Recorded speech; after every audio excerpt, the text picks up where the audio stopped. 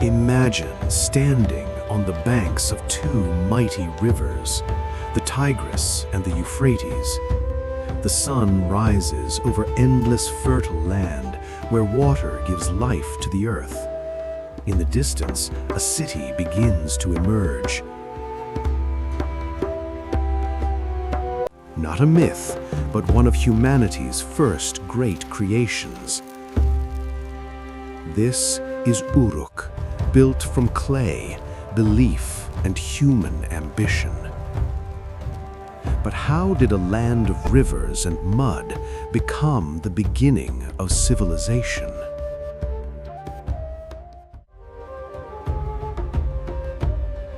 Mesopotamia, the land between rivers. Here, floods brought both destruction and life. When the waters rose, fields disappeared beneath the current. And when they receded, the soil turned rich and fertile. The people learned to live with the rivers, to study them, to respect them, to survive them. They carved canals into the earth, guiding water into their fields. With water came crops.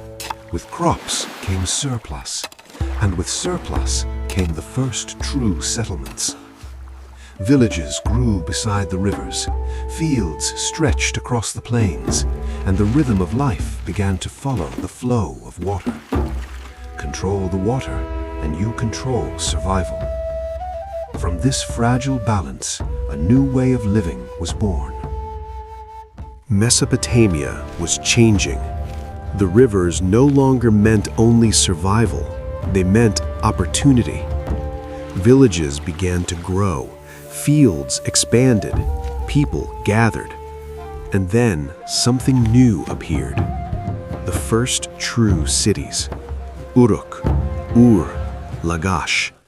Names that would echo across history. Mud brick houses stood side by side, narrow streets filled with movement and voices, markets, temples, workshops, life everywhere. At the center of each city stood a towering structure, the ziggurat, a bridge between earth and the gods. Priests climbed its steps, rulers governed from its shadow. People looked to it for protection and meaning. For the first time in human history, life was organized, structured, urban. These were not just settlements anymore, they were civilizations in motion. And in cities like Uruk, human ambition reached heights never seen before. The rise of cities changed humanity forever.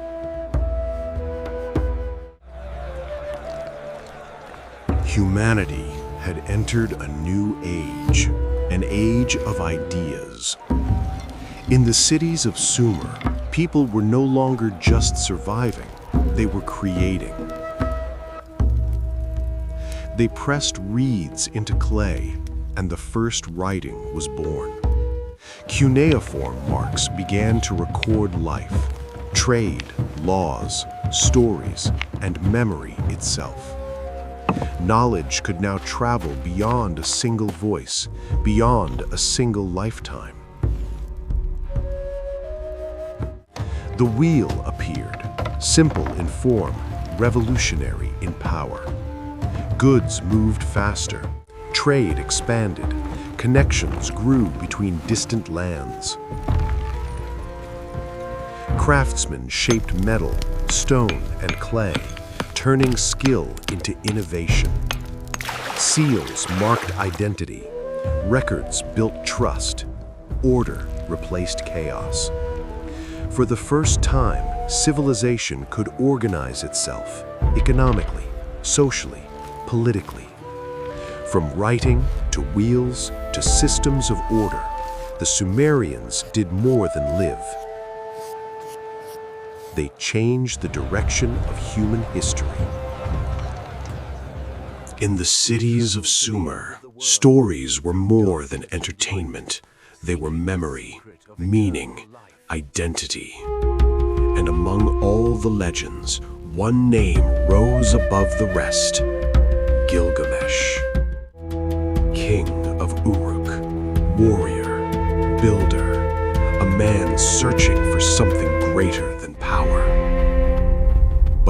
king walks lone. From the wild came Enkidu, a force of nature, untamed and free. They fought as rivals and rose as brothers. Together, they faced monsters, crossed unknown lands, challenged the limits of human courage. But even heroes cannot escape loss, and grief changed everything. Gilgamesh began a journey not for glory, but for immortality. Across deserts, through darkness, beyond the edges of the known world, he searched for the secret of eternal life, a truth hidden from all mankind. And in the end, his greatest discovery was not how to live forever, but what it truly means to be human. Life in Sumer was vibrant and deeply human.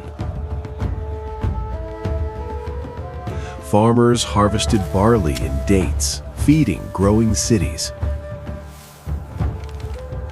Traders crossed dusty roads, carrying goods from one world to another. Craftsmen shaped gold, copper, and lapis lazuli, turning raw materials into beauty and meaning. Children attended the world's first schools, learning to press symbols into clay tablets. Women owned land, managed businesses, and shaped society alongside men. And at sunset, families gathered as fires lit the streets, sharing bread, stories, and dreams. Not so different from us today.